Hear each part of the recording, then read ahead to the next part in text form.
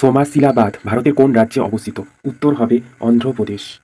কখন মাদ্রাজ রাজ্যটি আনুষ্ঠানিকভাবে তামিলনাড়ু হিসাবে নামকরণ করা হয়? উত্তর হবে 14ই জানুয়ারি 1969 সালে। বাল্মীকি টাইগার রিজার্ভ কোথায় অবস্থিত? উত্তর হবে বিহার। নীল বিদ্রোহ নিয়ে নিয়মিত আলোকপাত করা হতো কোন পত্রিকায়? উত্তর হবে হিন্দু প্যাট্রিয়ট পত্রিকায়। রোশন কুমারী, শোভনা নারায়ণ, মায়া রাও এবং কুমুদিনী লাখিয়া তারা কিসের সাথে যুক্ত? উত্তর হবে কত্থকের সাথে।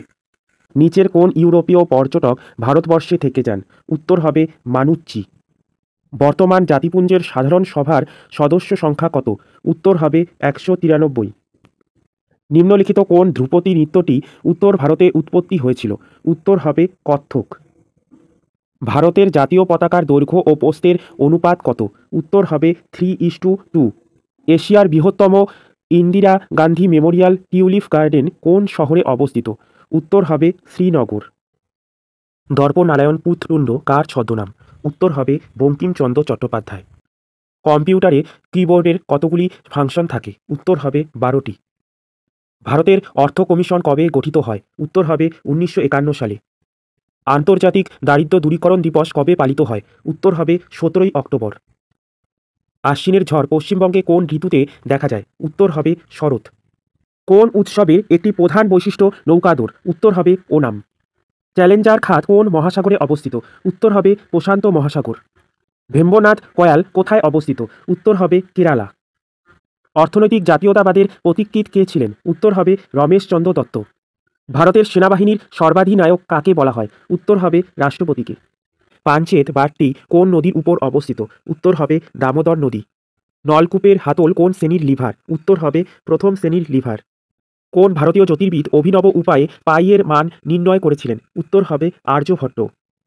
কে প্রথম ভারতীয় আইসিএস হয়েছিলেন? উত্তর হবে সত্যেন্দ্রনাথ ঠাকুর। ভারত দুর্দশা কার লেখা? উত্তর হবে ভারতেন্দু হরিশ্চন্দ্র।